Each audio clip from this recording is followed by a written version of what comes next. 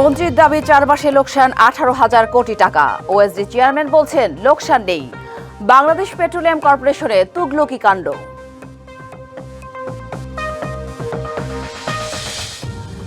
চতুর্থ মাস্টার প্ল্যানের খসড়া প্রকাশ চট্টগ্রাম উন্নয়ন কর্তৃপক্ষের।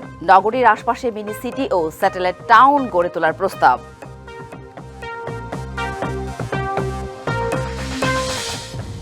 এবং গাইবান্ধার নদীর পানি কমলেও কমেনি ভাঙনের তাণ্ডব। আতঙ্কে নদীপাড়ের মানুষ। কয়েকদিনের টানা বৃষ্টিতে ক্ষতিগ্রস্ত বিস্তীর্ণ কৃষিজমি।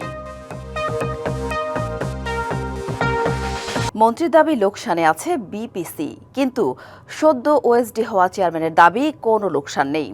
সম্প্রতি জাতীয় সংসদে আমদানি করা জ্বালানি তেলের এলসি পেমেন্টের বরাতে বিদ্যুৎ, জ্বালানি ও খনিজ সম্পদ মন্ত্রী বলেন, গেল 4 মাসে বাংলাদেশ পেট্রোলিয়াম কর্পোরেশনের লোকসান হয়েছে 18,000 কোটি টাকার বেশি। চেয়ারম্যান ও মন্ত্রীর তথ্যের এমন বৈপরীত্যে তৈরি হয়েছে ধোঁয়াশা। আসলে কি লোকসানে বিপিসি?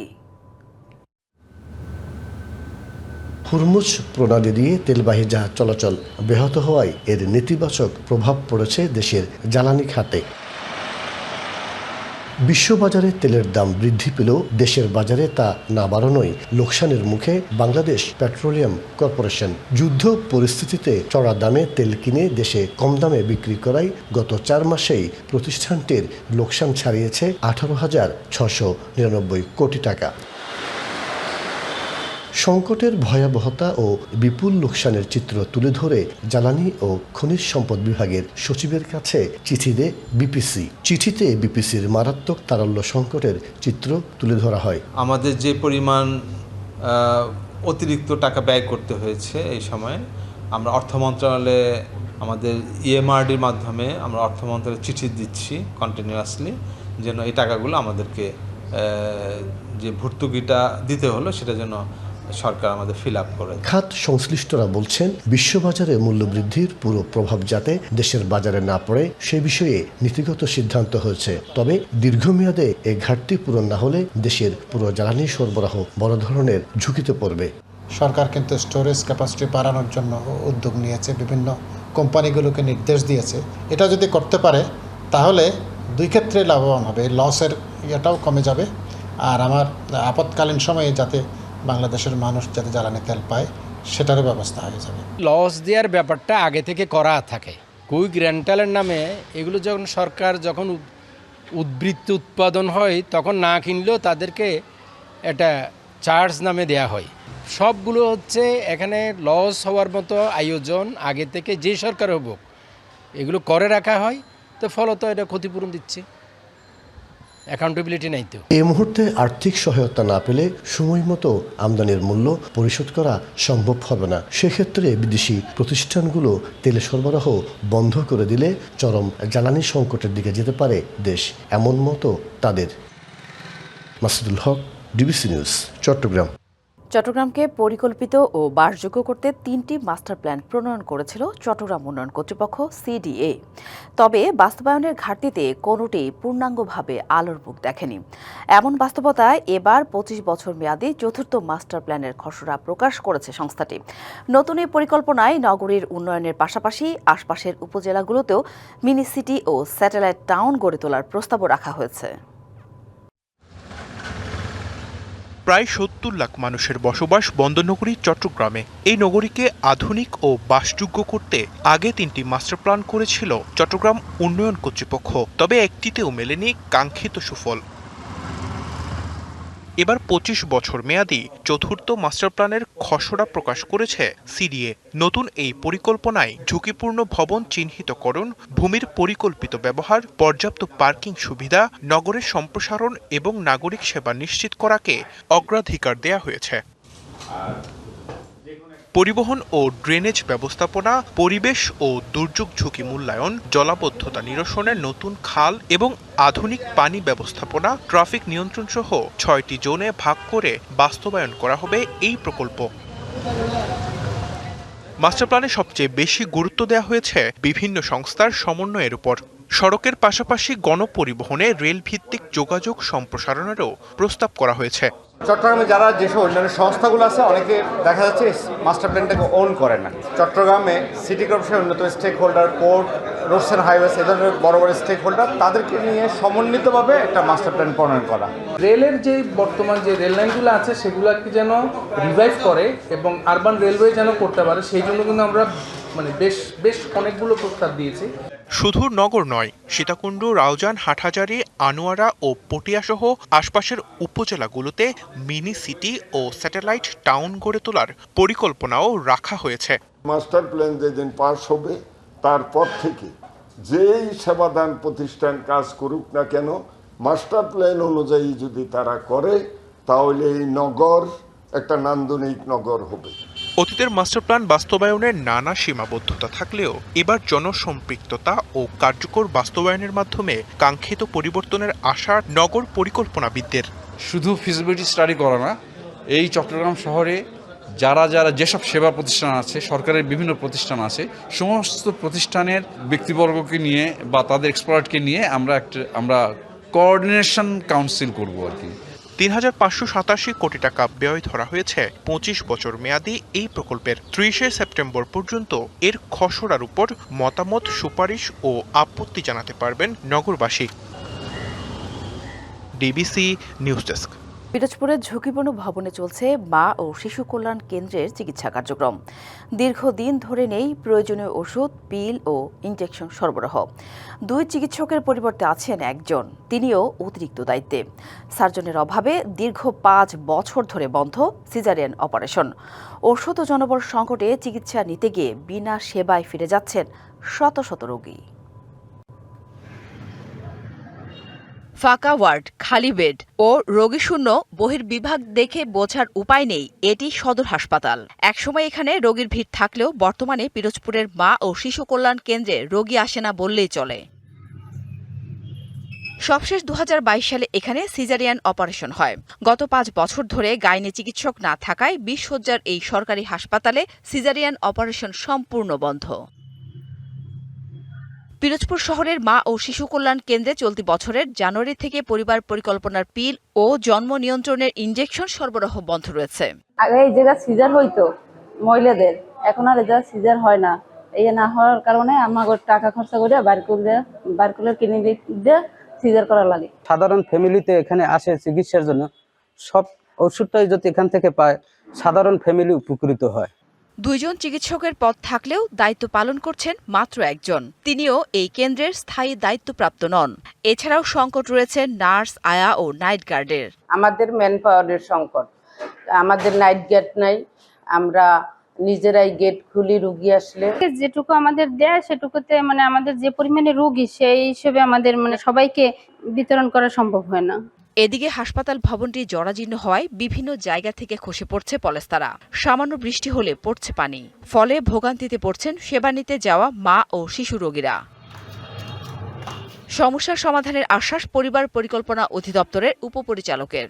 নতুন একটা মা ও শিশু কল্যাণ কেন্দ্র হওয়ার জন্য এটা অ্যাপ্রুভড হয়েছে, অনুমোদিত হয়েছে, যেটা প্রক্রিয়াধীন আছে। এখানে মা ও শিশু কল্যাণ কেন্দ্রের একটা এমও ক্লিনিকের পদটা বর্তমানে শূন্য। আমরা এই বিষয়গুলো আমাদের অধিদপ্তর পর্যায়ে যোগাযোগ করছি।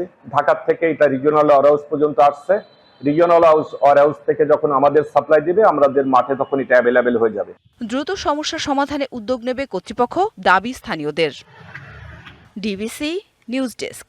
পিরোজপুর থেকে জেলার সার্বিক চিকিৎসা ব্যবস্থা নিয়ে আরও জানাতে আমাদের সাথে সরাসরি যুক্ত হয়েছেন সহকর্মী মাহবুবুল আলম। মাহবুবুল, জেলার বর্তমানে হাম ও ডেঙ্গু পরিস্থিতি কেমন দেখছেন? তারা সুচিকিৎসা পাচ্ছেন কিনা? এছাড়া জেলার সার্বিক চিকিৎসা সেবা ব্যবস্থা নিয়েও জানাবেন। 16 লক্ষ মানুষের বসবাস, এই 16 লাখ মানুষের যে ধরনের নাগরিক সুবিধা পাওয়ার কথা সেই সুবিধা থেকে কিন্তু বঞ্চিত। আপনাকে জানিয়ে রাখি যে একজন সাধারণ নাগরিক হিসেবে কিন্তু একজন নাগরিকের যে অধিকার যেগুলো থাকে, যেমন ড্রেনেজ ব্যবস্থা, যোগাযোগ ব্যবস্থা, তাছাড়া অন্যান্য যে সুবিধাগুলো থাকে, সব প্রতিকার সুবিধা থেকে কিন্তু এখানে নাগরিকরা বঞ্চিত। সবচেয়ে বেশি বঞ্চিত হচ্ছে কিন্তু চিকিৎসা সেবা থেকে। পিরোজপুর জেলার দীর্ঘদিন ধরেই কিন্তু পিরোজপুর জেলায় রোগী বেশি থাকার কারণে কিন্তু 2017 সালে এই জেলার 250 শয্যা বিশিষ্ট একটি হাসপাতালের নতুন ভবনের কার্যক্রম শুরু হয়। তবে 3 বার কিন্তু এই নতুন ভবনটির মেয়াদ উত্তীর্ণ হলেও কিন্তু এখন পর্যন্ত ওই হাসপাতালটি উদ্বোধন হচ্ছে না, যার কারণে কিন্তু মারাত্মক ভোগান্তিতে পড়ছে এখানকার যে সাধারণ যে জনগণ রয়েছে তারা। তবে আপনাকে জানিয়ে রাখি, বর্তমানে যে 100 শয্যা বিশিষ্ট যে হাসপাতাল রয়েছে, সেই হাসপাতালটিতে প্রায় 300 কাছাকাছি রোগী কিন্তু ভর্তি রয়েছে এবং এখানে যে হামের যে প্রভাব আমরা দেখতে পেয়েছি, তবে সেটি কিন্তু উল্লেখযোগ্য নয়। অন্য জেলায় যে হাম যেভাবে দৃষ্টি কেড়েছিল সাধারণ মানুষদের, কিন্তু পিরোজপুর জেলাতে এমন কোনো কিছুই দেখা যায়নি। তবে ডেঙ্গু নিয়ে এক ধরনের প্রকোপ কিন্তু আমরা এখানে দেখতে পেয়েছি। যেমন জেলায় এখন পর্যন্ত প্রায় 1076 জন রোগী ডেঙ্গু আক্রান্ত হয়ে হাসপাতালে ভর্তি হয়েছেন। এর মধ্যে কিন্তু ছাড়পত্র পেয়েছেন প্রায় 1042 জন। গত 24 ঘন্টায় কিন্তু ডেঙ্গুতে আক্রান্ত হয়ে জেলা হাসপাতাল সহ উপজেলা স্বাস্থ্য কমপ্লেক্সগুলোতে ভর্তি হয়েছেন মোট 16 জন।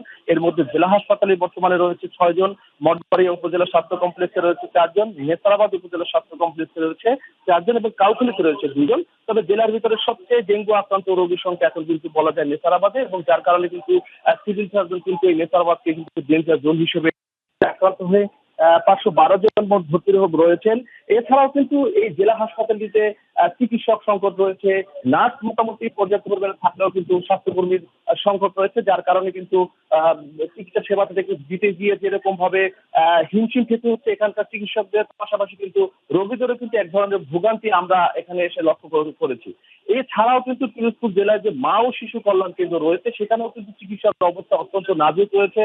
যেমন পিরোজপুর জেলায় 21 জন চিকিৎসক থাকার কথা মা ও শিশু কল্যাণ কেন্দ্রে, কিন্তু সেখানে কিন্তু বর্তমানে দেখা যাচ্ছে মাত্র 2 জন চিকিৎসককে, এবং এই 2 জন চিকিৎসক দিয়েই কিন্তু জেলার যে 7টি উপজেলা রয়েছে, সেই 7টি উপজেলায় কিন্তু চিকিৎসা দেওয়া হয়, যার কারণে কিন্তু ঠিকমতো যে অপারেশন যে সেক্টর রয়েছে সেখানে কিন্তু অপারেশনের ব্যবস্থা করা হচ্ছে না, যার কারণে কিন্তু এই যে যারা রোগী রয়েছে তারা কিন্তু বিভিন্ন ক্লিনিকে গিয়ে তাদের যে সিজারিয়ান অপারেশন সেইগুলো কিন্তু করছেন, যার কারণে তাদের যে একটা অর্থনৈতিক যে ব্যয় হচ্ছে, পাশাপাশি কিন্তু ভোগান্তিরও তারা শিকার হচ্ছেন। এছাড়াও কিন্তু মা ও শিশু কল্যাণ কেন্দ্রে এই বছরে যে 8 মাস চলতেছে, এই 8 মাসের ভিতরে কিন্তু মায়েদের যে বিভিন্ন ধরনের যে পিল থেকে শুরু করে যে ধরনের ঔষধ দেওয়ার কথা বিনামূল্যে। ধন্যবাদ মাহবুবুল। যশোরে ধর্ষণের অভিযোগে চৌগাছায় সরকারি কলেজ ছাত্রদলের এক নেতাকে গ্রেপ্তার করা হয়েছে। শনিবার রাতে ভুক্তভোগীর লিখিত অভিযোগের পর ধর্ষণ মামলা রেকর্ড করা হয়।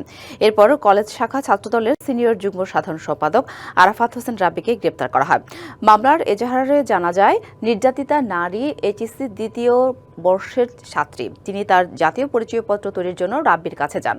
শনিবার উপজেলা নির্বাচন অফিস বন্ধ থাকার পরও রাব্বি সকাল 9টার দিকে তাকে চৌগাছা শহরে নিয়ে আসে এবং উপজেলার 4 নম্বর ওয়ার্ডের রিবিলি পাড়ায় তাকে ধর্ষণ করে। বাড়িতে গিয়ে পুরো ঘটনাটি বাবা মাকে জানায় ভুক্তভোগী। পরে মেয়েটির মা চৌগাছা থানায় লিখিত অভিযোগ দেন। গাইবান্ধায় নদ নদীর পানি কমলেও কমেনি নদীর ভাঙন। প্রতিনিয়তই নদী গর্ভে বিলীন হচ্ছে আবাদি জমি, বসতভিটা, গাছপালা ও নানা স্থাপনা। শেষ সম্বলটুকু রক্ষায় ঘরবাড়ি খুলে অনেকে ছুটছে নিরাপদ আশ্রয়ের খোঁজে। অন্যদিকে কয়েকদিনের টানা বৃষ্টিতে ক্ষতিগ্রস্ত হয়েছে বিস্তীর্ণ কৃষিজমি। এতে নদী ভাঙন আর ফসলহানির দ্বিমুখী সংকটে বিপর্যস্ত হয়ে পড়েছে জেলার হাজারো পরিবার।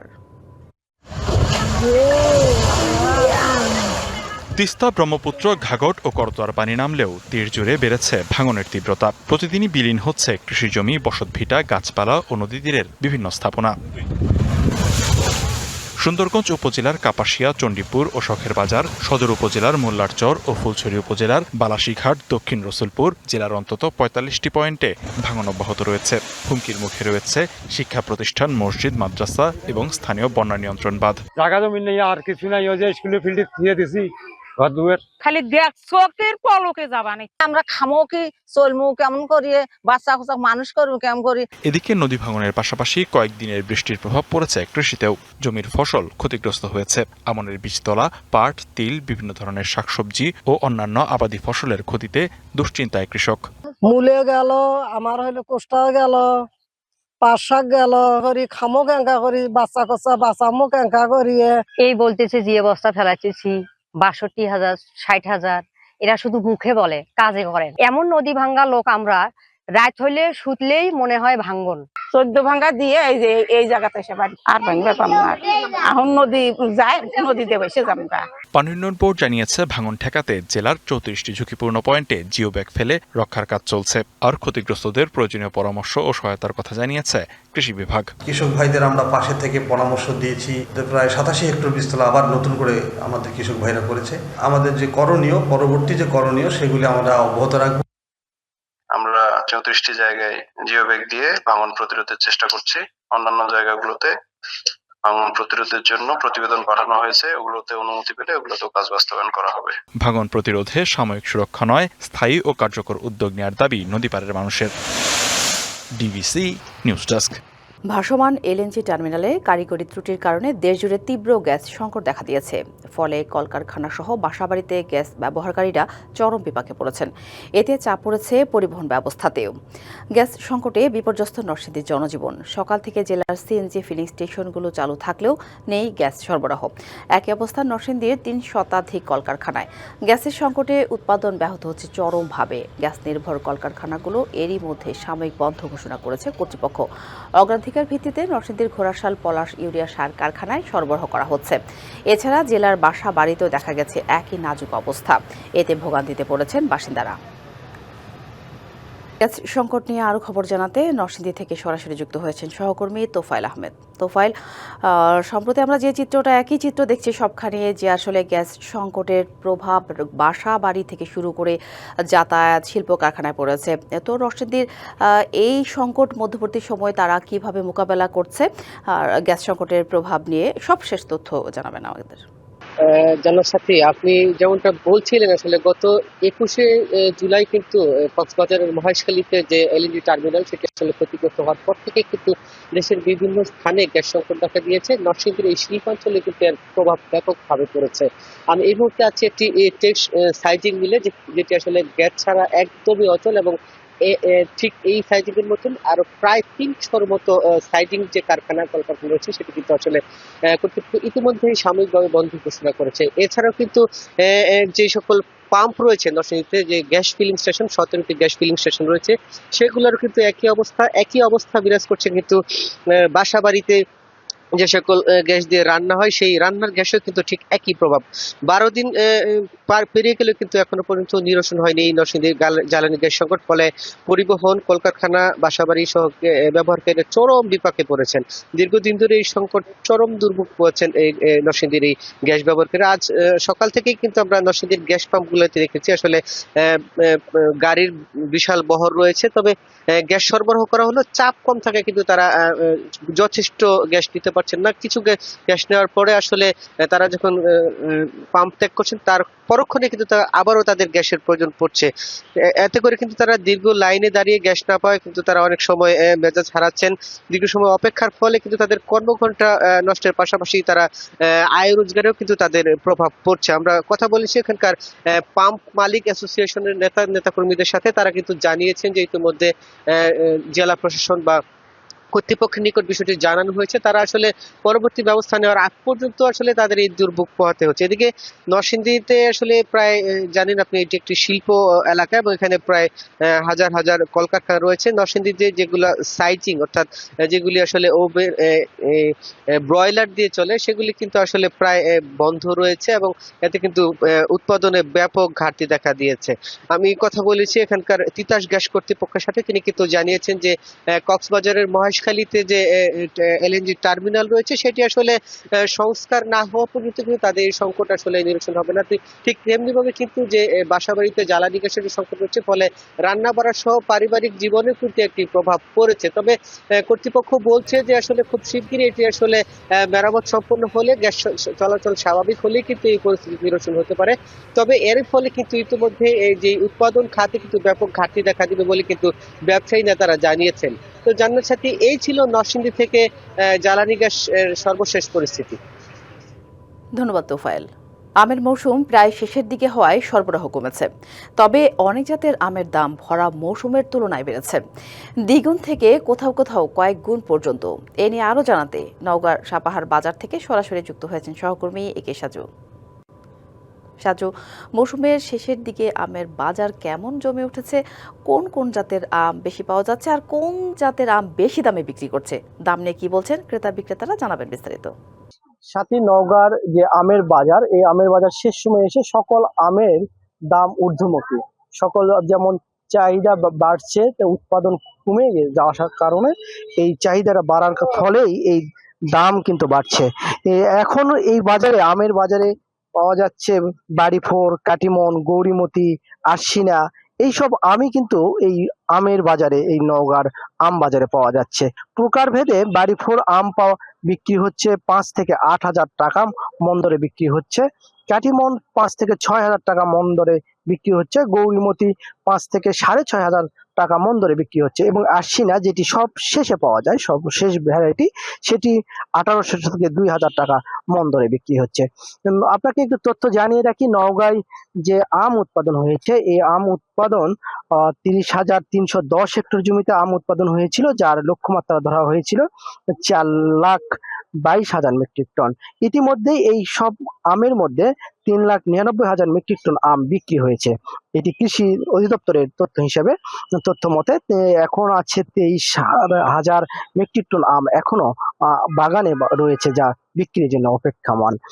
এছাড়া এই উৎপাদিত আম থেকে এখন লক্ষ্যমাত্রা ধরা হয়েছিল 4,000 কোটি টাকার আমের উৎপাদনের যে লক্ষ্যমাত্রা ধরা হয়েছিল, ইতিমধ্যেই 3,50,000 লাখ যে আম সেটি বিক্রি হয়েছে।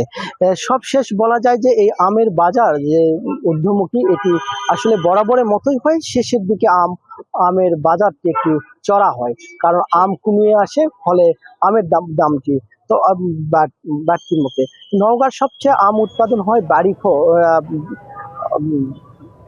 আমরুপালি আম হয়, আমরুপালি আম উৎপাদন হয়। আমরুপালির বাজারই কিন্তু নওগাঁ দখল করে রাখে সারা বাংলাদেশের যে আমরুপালি। এই আমরুপালি এখন কিছুটা পাওয়া যাচ্ছে, তবে এটি দাম আকাশচুম্বী, 28,000 টাকা মন দরে বিক্রি হচ্ছে। তবে এটি খুবই স্বল্প পরিমাণে রয়েছে এই আমরুপালি।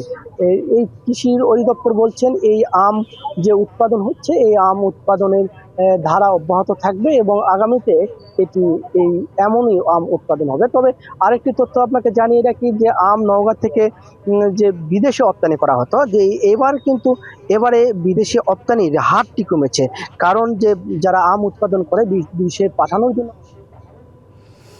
নওগাঁ থেকে একে সাজু আমাদের সহকর্মী জানাচ্ছিলেন আমের সরবরাহ এবং দাম নিয়ে।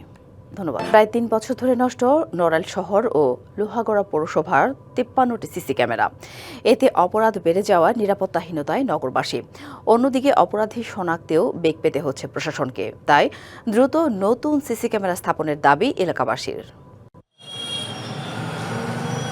2019 সালে বেসরকারি 2 সংস্থার উদ্যোগে নড়াইল শহর ও লোহাগড়ায় 53টি সিসি ক্যামেরা স্থাপন করা হয়। অপরাধ দমনে গুরুত্বপূর্ণ ভূমিকা পালন করে এসব ক্যামেরা। তবে রক্ষণাবেক্ষণের অভাব ও উন্নয়ন কাজের কারণে 4 বছরের মধ্যে বেশিরভাগ ক্যামেরাই নিষ্ক্রিয় হয়ে পড়ে। প্রশাসন থেকে ক্যামেরাগুলো সচল করতে আর নেওয়া হয়নি উদ্যোগ। চুরি ছিনতাই প্রতিরোধে শহরের গুরুত্বপূর্ণ পয়েন্টগুলোয় সিসি ক্যামেরা স্থাপন করা হয়েছিল, কিন্তু কিছুদিন চলার পর সংশ্লিষ্ট কর্তৃপক্ষের গাফিলতিতে এই সিসি ক্যামেরাগুলো নষ্ট হয়ে গেছে, অকেজ হয়ে গেছে। নিরাপত্তা কবচ না থাকার সুযোগে নগরীতে বেড়েছে অপরাধ। কেবল গেল 1 বছরেই 40টি মোটরসাইকেল ও অর্ধশতাধিক বাসাবাড়ি ও ব্যবসা প্রতিষ্ঠানে চুরি হয়। 3 বছরের মতন আমাদের নড়াইলের সিসিটিভি সেইগুলো অকেজ হয়ে গেছে বা নেই, যার কারণে এখন দুর্বৃত্তদের দুরাচার অনাচার বেড়ে গেছে। তাদেরকে শনাক্ত করা আমাদের খুব কষ্ট হচ্ছে। সংশ্লিষ্ট কর্তৃপক্ষের কাছে আহ্বান করব, যত দ্রুত সম্ভব এইসব অঞ্চলের প্রত্যেকটি জায়গায় সিসি ক্যামেরাগুলো দিয়ে অন্তত মানুষের নিরাপত্তার কথাটি ওনারা চিন্তা ভাবনা করবেন। এছাড়া 26টি হত্যাকাণ্ড ঘটলেও সিসিটিভি ক্যামেরা না থাকায় ঘটনার সূত্র উদ্ধারে বেগ পেতে হচ্ছে আইনশৃঙ্খলা বাহিনীকে। গুরুত্বপূর্ণ এলাকাগুলো সিসি ক্যামেরার আওতায় আনার উদ্যোগ নেওয়া হচ্ছে, জানালেন স্থানীয় সংসদ সদস্য। আমরা যৌথ উদ্যোগ গ্রহণ করলে নড়াইলে মানুষের জানমালের নিরাপত্তা নিশ্চিতকরণের লক্ষ্যে সিসি ক্যামেরা আওতায় আবার 2টা পৌরসভার সহ আমি আমার নির্বাচনী এলাকার গুরুত্বপূর্ণ পয়েন্টগুলোকে নিয়ে আসতে পারবো এবং সেটার জন্য আমরা যথাযথভাবে উদ্যোগী ভূমিকা পালন করবো ইনশাআল্লাহ। নগরবাসীর নিরাপত্তায় দ্রুত সিসি ক্যামেরাগুলো সচল করা হবে, কমে আসবে অপরাধ, এমনটাই প্রত্যাশা সবার। DBC news desk. 4 মাস আগে কুষ্টিয়া ইসলামী বিশ্ববিদ্যালয়ের শিক্ষিকা আসমা সাদিয়া রুনার নির্মম হত্যাকাণ্ডের শিকার হন। তবে এখনও শেষ হয়নি তদন্ত, দেয়া হয়নি অভিযোগপত্র। এদিকে অধিকতর তদন্তে নতুন করে 4 সদস্যের কমিটি গঠন করেছে বিশ্ববিদ্যালয় প্রশাসন। মায়ের শূন্যতায় অনেকটাই এলোমেলো 4 সন্তানের জীবন। গেল ৪ মার্চ কুষ্টিয়া ইসলামী বিশ্ববিদ্যালয়ের সমাজ কল্যাণ বিভাগের সভাপতি সহকারী অধ্যাপক আসমা সাদিয়া রুনা খুন হন নিজ কার্যালয়ে। এমন ঘটনায় বিশ্ববিদ্যালয় হারিয়েছে একজন শিক্ষক আর একটি পরিবার হারিয়েছে চিরকালীন আশ্রয়। তার 4 সন্তান তাইবা, বুশরা, আবরার সাজিদ ও ছোট্ট আয়েশা এখন বড় হচ্ছে মায়ের স্নেহ ছাড়া। আমাকে উঠতে নিয়ে যেত, ইউনিভার্সিটিতে নিয়ে যেত। তাকে হত্যা করা হয়েছে নির্মমভাবে। এর জন্য আমরা মাননীয় প্রধানমন্ত্রীর কাছে বিচার চাই। নিজেদের সাফল্য বা কষ্ট কোনো কিছুই আর মাকে বলার সুযোগ নেই। এমন বাস্তবতায় পুরো পরিবারের মনে একটাই প্রশ্ন, কবে হবে এই হত্যার বিচার? আমরা আশা করি এবং এখনো প্রত্যাশা করি যে তারা দ্রুততর সময়ের মধ্যে আসামিদেরকে দ্রুত গ্রেপ্তার করে আইনের হাতে সোপর্দ করবেন। পুলিশ বলছে তদন্ত এখনো চলমান। ঘটনাস্থল থেকে সংগ্রহ করা সব আলামত পরীক্ষার জন্য সিআইডিতে পাঠানো হয়েছে। প্রচুর একটা গাফিলতি আছে, তারা এটাকে সাধারণ কেস হিসাবে দেখছে। একজন বিভাগীয় প্রধান হত্যা হয়েছে, এটার পিছনে যারা আছে জড়িত আছে গ্রেপ্তার করে সর্বোচ্চ যে শাস্তিটা দেওয়া যায় সেটাই হচ্ছে আমাদের এখন একমাত্র আকাঙ্ক্ষা। মামলার প্রধান আসামি ফজলুর রহমান গ্রেপ্তার হলেও বাকি আসামিরা পলাতক। তার মানে সারাংশ এরকম যে একজন আসামি গ্রেপ্তার আছে, বাকিরা এখনো পলাতক অবস্থায় আছে। আর উচ্চতর তদন্তের জন্য এগুলো সিআইডির কাছে এক্সপার্টরা মানে শনাক্ত করা বা যা যা প্রক্রিয়াধীন করা যায় এগুলো চলতেছে। হত্যাকাণ্ডের অধিকতর তদন্তের জন্য নতুন করে 4 সদস্যের উচ্চ ক্ষমতা সম্পন্ন কমিটি গঠন করেছে বিশ্ববিদ্যালয় প্রশাসন। DBC news desk.